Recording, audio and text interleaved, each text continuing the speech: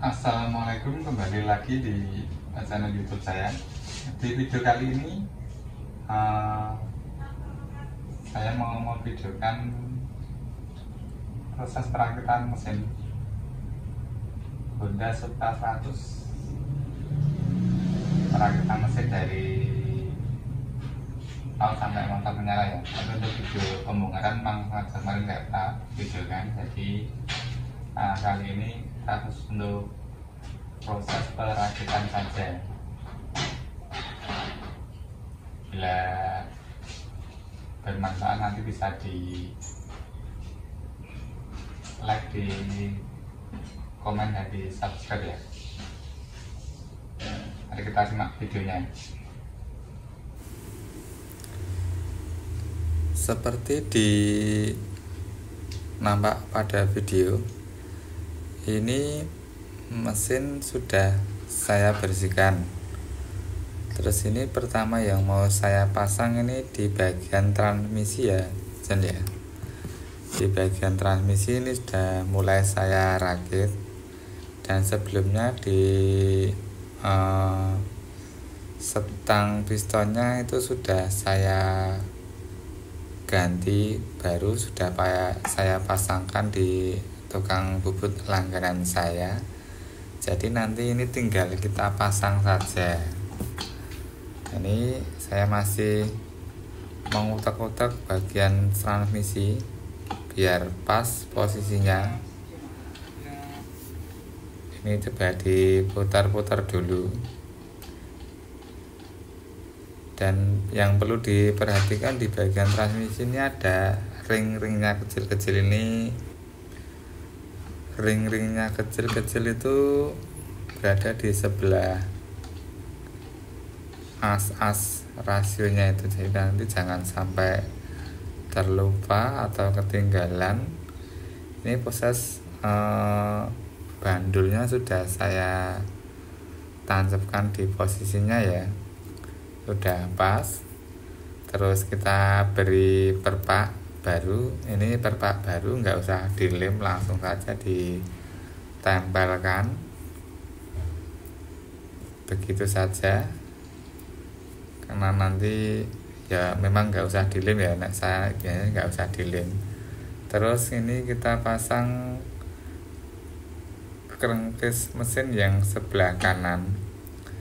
Kalau kerengkis mesin yang di sebelah kanan ini pemasangannya yang perlu diperhatikan di bagian asnya. As selahnya ini ada per kecil. Per kecilnya itu harus menok di posisi kerengkis sebelah kiri ya, Jan ya. Karena kalau itu nggak pas nanti biasanya kalau di posisi motor agak miring itu ada bunyinya, karena gearnya itu suka lari dari asnya itu, terus menempel di gigi rasio yang berputar ikut mesin. Jadi yang selah yang perlu diperhatikan cuma ada di per selahnya, itu harus pas di posisinya. Kerengkis kanan kiri sudah terpasang ini. Sekarang kita cari bautnya. Terus tinggal dibaut saja.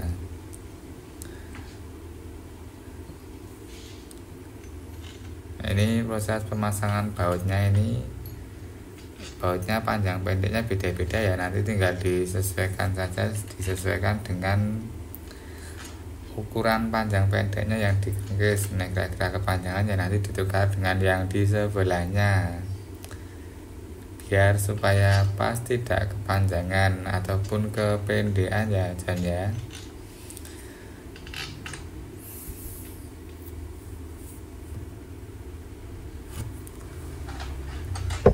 Terus sekarang kita ambil kunci T8, kita kencangkan satu persatu berdasarkan torsinya torsi manual saja, dipilih saja, jangan terlalu keras, nanti takutnya malah dol. Janda harus mengulang pekerjaan mindon gawe nilai istilahnya, tapi juga jangan terlalu kendor.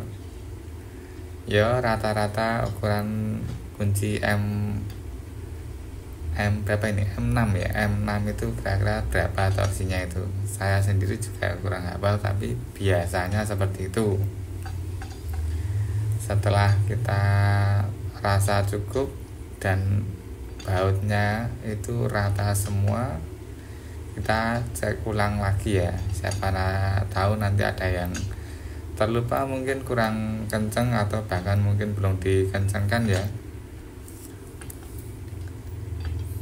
Ini seperti yang di video ini saya ulang beberapa kali biar lebih mantap.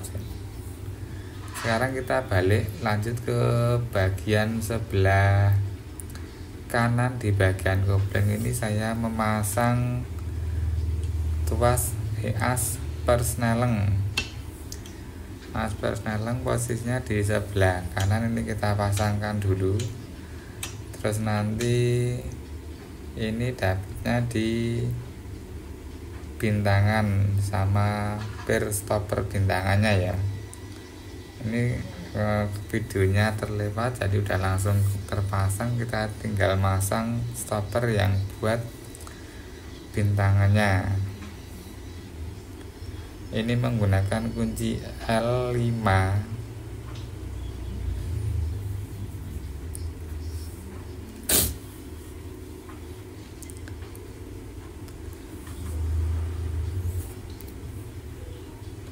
Terus kita kencangkan ya, dan ya kita kencangkan menggunakan kunci L5, disesuaikan saja kekencangannya. Sudah ya, lanjut kita pasang di bagian kopling. Koplingnya ini masangnya harus satu set bareng dengan depan dan belakang. Jadi kopling ganda sama kopling manual di belakang itu nggak bisa dipasang sendiri-sendiri, itu harus dipasang bareng-bareng aja ya. Dipas-paskan karena di dalam kopling yang belakang itu ada noknya yang harus pas sama as prim sekunderi, asnya yang dapat as primer rasio. Kalau sudah pas dan sesuai posisinya, tinggal kita pasangkan murnya.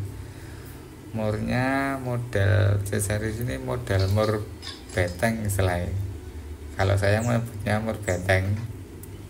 Ini depan belakang sama, betengan semua, cuman ukurannya berbeda. Yang di depan itu urutannya ada plat pengunci, ringnya itu ring model melengkung itu loh, ring model melengkung, terus baru dikasih mur betengnya. Kalau yang di kopling bagian belakang itu tinggal dipasang mur yang model melengkung, langsung di mur saja, jadi nggak pakai plat pengunci ya. Dan yang ada yang belakang, kalau yang depan itu modelnya ada plat penguncinya, baru ring platnya lagi dipasang mur. Ini saya masih mencari mur yang di bagian belakang sama mur untuk mangkok tampungan oli di bawah ya, Sandya. Di tampungan oli itu murnya ada, bautnya ada dua, baut kunci 10-an dua.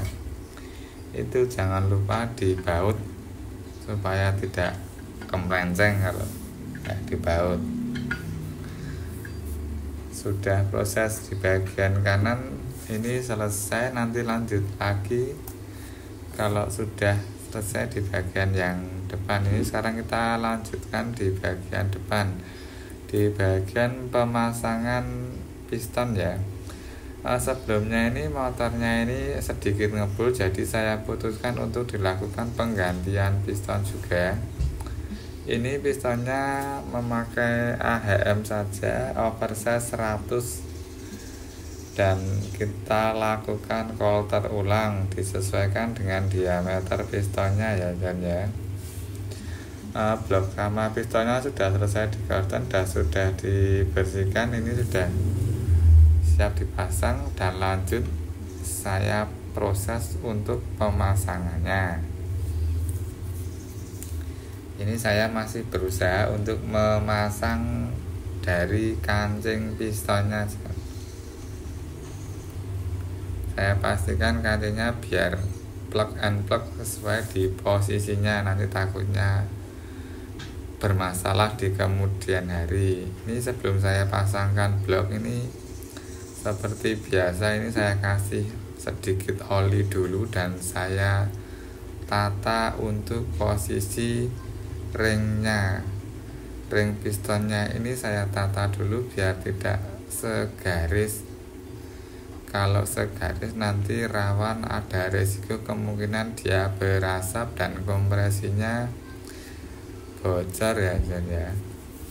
Ini sudah selesai penataan ring kompresi. Ini kita lanjutkan pemasangan perpak blok yang bagian belakang beserta pin-pinnya. Pinnya ada 2 di sebelah kiri, jangan lupa dipasang ya John ya. Ini lanjutkan kita pemasangan bloknya, kita pasang pelan-pelan dan sambil kita masukkan ring pistonnya di silinder bloknya ya.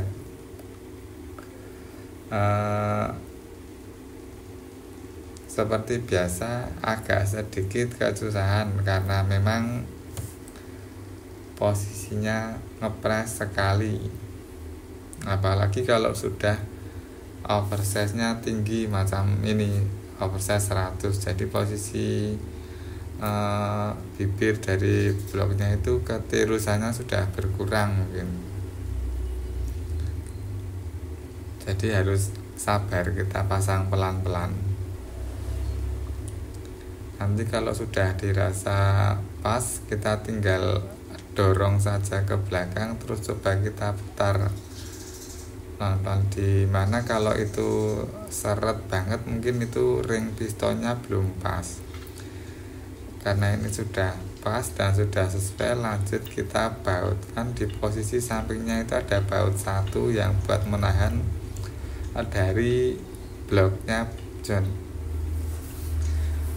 Kita bautkan dulu biar tidak kemana-mana. Terus kita lanjutkan pemasangan dari silinder headnya John. Ini headnya ini semuanya sudah siap dipasang ya, baik klep, terus noken as, templar itu posisinya sebelumnya sudah saya bersihkan, sudah saya pasang, saya rakit, maksudnya sudah saya rakit, jadi tinggal kita pasang di sini gitu saja biar mempercepat durasi video dan tidak terlalu lama. Apabila nanti teman-teman menginginkan cara pemasangan dan perakitan head, mungkin saya bisa buatkan konten di lain kesempatan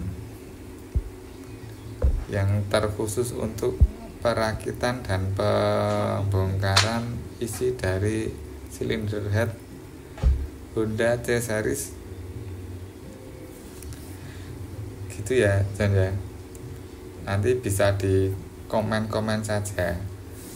Salah nanti kalau ada waktu dan kesempatan saya buatkan. Ini sekarang kita pasang proses pemasangan dari silinder headnya.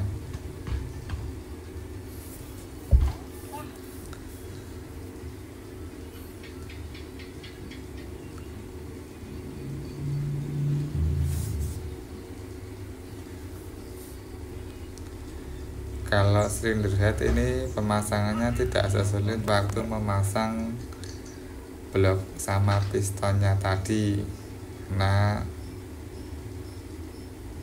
tinggal plug dan plug saja. Yang penting perpak-perpaknya jangan sampai ada yang ketinggal. Kalau untuk Honda Supra 100 ini perpak headnya itu ada perintil-perintilannya itu, entah ada seal di as ancernya yang untuk jalur pompa oli, ada seal karet yang di dekat rantai kampret itu juga ada sealnya sendiri. Pokoknya banyak, beda dengan Honda Suprafit yang tinggal cuma 1 lembar saja ya, mungkin karena itu sudah diperbarui dari pabriknya ya. Kalau yang motor-motor dulu itu perintil-perintilan perpaknya itu banyak sekali. Ini sekarang kita masang di bagian tutupnya, tutup headnya ini kita pasang, dipastikan tidak kebalik. Walaupun kebalik nanti itu juga tidak bisa terpasang. Ini sudah terpasang, perpak sudah terpasang, ini sudah terpasang, tinggal kita baut saja. Ada ringnya ya, ringnya ada satu yang tembaga itu khusus untuk di bagian jalur oli. Jadi jalur olinya itu di bagian dari tempat saya ini di bagian kiri bawah. Kalau menghadap mesinnya menghadap ke depan, berarti bagian kanan bawah itu ringnya pakai ring tembaga warna kuning. Diusahakan jangan sampai tertukar, nanti kalau misal tertukar ada resiko bocor di bagian bautnya itu karena olinya itu ngerempes dari situ. Ini kita kencangkan menggunakan kunci ring 10, disesuaikan dengan kekuatannya, ilmu kira-kira saja, yang penting kencang gitu saja. Tapi kalau teman-teman ada apa ya, ada kunci torsi, mungkin sebaiknya digunakan saja. Nanti dicari kekencangan untuk baut 10 atau cylinder head motor seperti ini berapa, nanti tinggal disesuaikan. Kalau kebetulan saya tidak punya kunci torsi, ya kunci seadanya, ilmu feeling saja, biasanya seperti itu.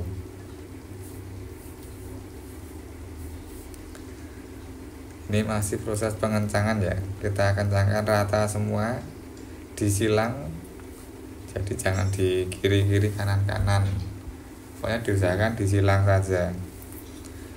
Terus lanjut ke pemasangan di bagian sebelah kiri, tepatnya di bagian rantai kampret sama gear timing. Ini kebetulan magnetnya belum terpasang, jadi saya masangnya menggunakan kira-kira dari coakan spin magnet. Coakan spin magnet kita luruskan ke depan, terus kita lanjutkan di bagian topnya. Itu insya Allah sudah sesuai. Di bagian tutup belakang magnet ini saya berikan lem sedikit untuk mengantisipasi oli rembes atau bocor di bagian tutupnya dari bautnya, cuma untuk mengantisipasi saja. Kalau misal sealnya itu diganti baru ya mungkin nggak usah dikasih lem ya, jadi nggak perlu dikasih lem, langsung saja dibaut, kemungkinan nggak bocor. Kalau ini karena memang nggak diganti dan makanya saya tambah lem saja.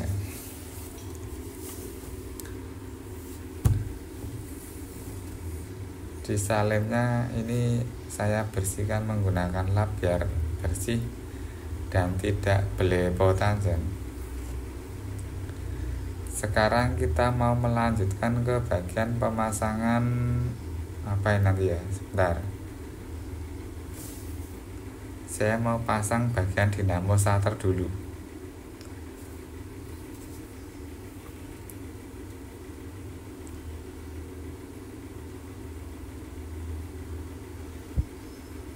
Ini sekarang kita pasang bagian dinamo starter dulu. Bagian dinamo starter bautnya itu ada 3 kunci 10 semua. Bautnya sudah terpasang semua, jadi tinggal kita kencangkan saja menggunakan kunci T. Kunci T10 ya John ya, di 3 sisinya. Ini sudah kita proses pengencangan bautnya satu per satu. Mari kita lanjutkan lagi. Ini sekarang saya mau memasang gear starter. Jadi gear starter besar dan kecil ini harus dipasang berbarengan beserta dengan rantainya ya John ya. Kalau sudah terpasang seperti ini, tinggal kita pasang pelat penahan giginya yang bawah sama karetnya. Karet penahan rantainya itu ada 2 biji, kanan kiri itu panjang sama pendek. Terus dipastikan yang ada angkanya itu di posisi bagian menghadap keluar. Kalau kebalik masang susah. Sekarang kita pasang sepi untuk penahan gigi starter yang kecil yang dapat as dinamo starter. Lanjut kita pasang plat untuk menahan gigi besar aja nih. Pelatnya ini dibautkan dengan kunci D8 agak sedikit panjang.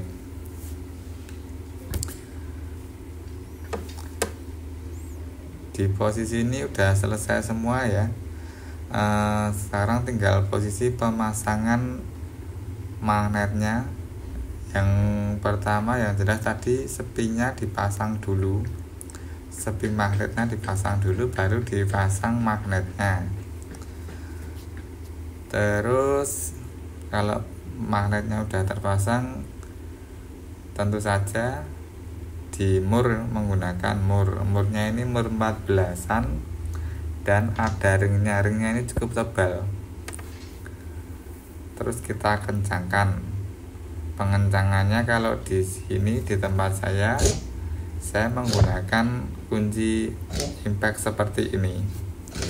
Ini adalah impact angin menggunakan tenaga kompresor ya Jen. Dikira-kira jangan sampai terlalu kencang, nanti kalau kencang malah dol.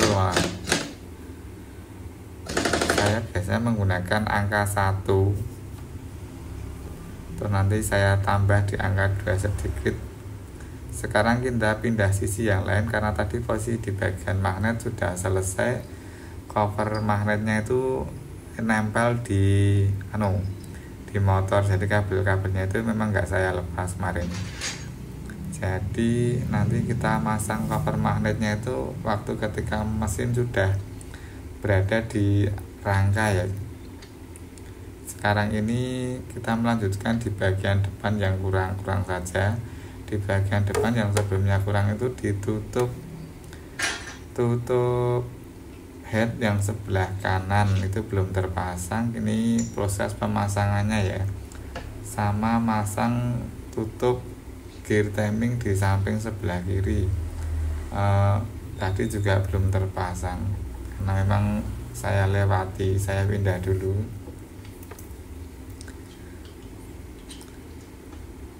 Ini yang mur panjang, ini saya berikan sedikit TBA untuk mengantisipasi kebocoran juga, daripada nanti sudah terpasang terus ada rembesan oli. Sekalian saja ini saya kasih TBA dulu baru saya pasang gitu ya. Sekarang ini kita pindah lagi ke bagian belakangnya yang oli streaming untuk pompa oli di bawah itu jangan lupa dipasang dan dibersihkan dulu ya, karena kebanyakan kalau motor sudah lama itu pasti itu kotorannya banyak sekali. Jadi dilepas, dibersihkan dulu, lalu lanjut kita pasang. Di mur pengencangan kopling ganda sama kopling manual kita kencangkan menggunakan kunci impact juga, kira-kira saja menggunakan kunci impact, dan kuncinya pakai kunci beteng. Kalau saya kunci beteng atau kunci mahkota mungkin. Depan belakang dikencangkan, disesuaikan kira-kira, terus plat penguncinya dikunci ke bagian murnya. Sekarang di bagian depan ini tinggal kita pasang tutup kampas gandanya ya. Kita pasang tutup kampas gandanya dan kita baut pancek pakai mur kecil-kecil, pakai obeng plus. Ya, mungkin ada yang pakai kunci mungkin, tapi kalau di sini nih pakai mur plus kecil-kecil, ada 3 biji. Jadi ini saya mengencangkannya juga pakai obeng, nanti dikencangkan sedikit pakai obeng ketok biar lebih mantap dan biar tidak ucul. Kalau di sini kebetulan saya cuma menggunakan mata obeng ketok yang saya sambung menggunakan kunci T8. Ini juga lumayan sudah kuat. Gini aja ya. Ini juga udah kuat ini. Ya, nanti kalau lepas itu mungkin kurang beruntung. Ini yang depan sudah tiga-tiganya. Terus kita lanjut di bagian kopling yang belakang, karena yang belakang ini pair kopling sama penutupnya sama baut-bautnya ini kan belum terpasang. Yang sebelumnya cuma saya masang kopling ganda sama kopling manual, saya mur aja, belum saya kencangkan juga. Nah, sekarang kita lanjutkan ke proses akhirnya. Ini pair sama penutupnya kita pasang dulu satu persatu, terus kita menggunakan murnya, bautnya kunci 10-an panjang. Ini nanti untuk pengencangannya diusahakan rata ya, jangan langsung diajar sebelah sisi, karena ini platnya ini cuma plat aluminium, jadi nanti kalau diajar langsung ini berisiko sekali untuk patah. Jadi ini kalau biasanya saya kencangkan dulu 3 mur rata, nanti yang terakhir itu saya tambahkan 1 tok, yang terakhir 1 itu paling belakang seperti ini, baru kita kencangkan lagi semuanya ke 4 sisi dari bautnya. Kalau sudah, nanti kita melanjutkan penempelan bearing yang dapat apa ya namanya ya, yang dapat as-to-as persneleng dan cantolan-cantolannya itu, nggak tahu itu namanya apa itu. Pokoknya di luar bearing itu ada sedikit kayak cantolan 2 pieces. Itu pemasangannya juga harus diperhatikan, karena itu dapatnya as persneleng. Itu ada tandanya di asam, di plat pengungkitnya itu ada tandanya itu.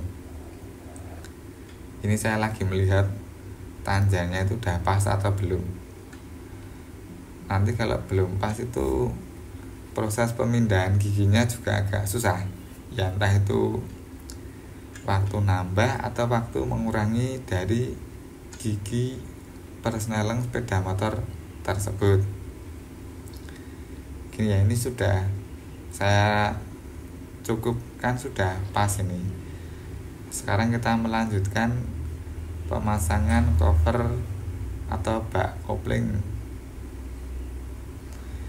Ini sebelumnya saya pasangkan dulu per baknya, baru kita lanjutkan di proses pemasangan dari bak kopling mesin ini ya.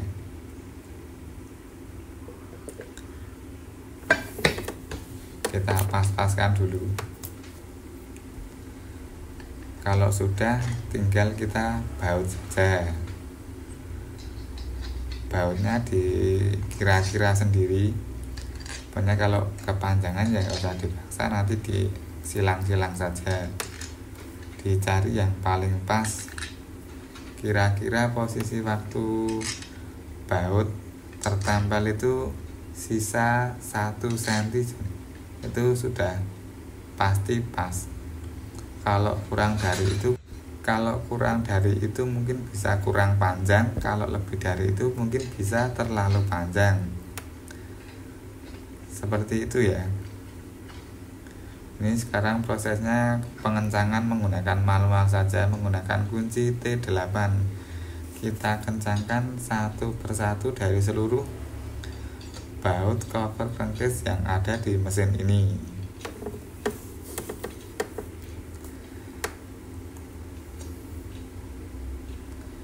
Kalau sudah selesai, nanti kita tinggal menaikkan. Tapi ini proses penaikan dari mesin ini saya lupa memvideokan, jadi sebelumnya saya mohon maaf ya kalau nggak detail atau mungkin kurang detail.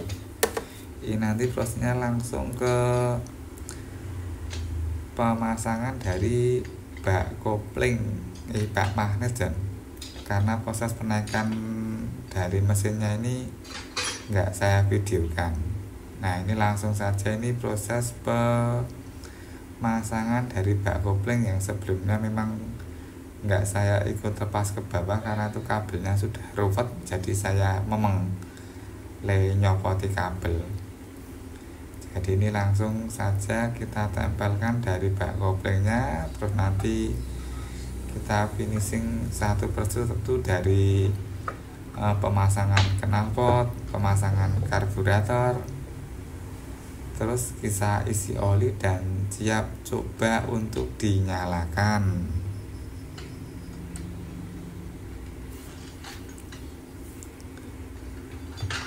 Tapi sementara kita masih proses pemasangan dari bak magnet ya. Ini pemasangannya sudah selesai dan sekarang siap dinyalakan.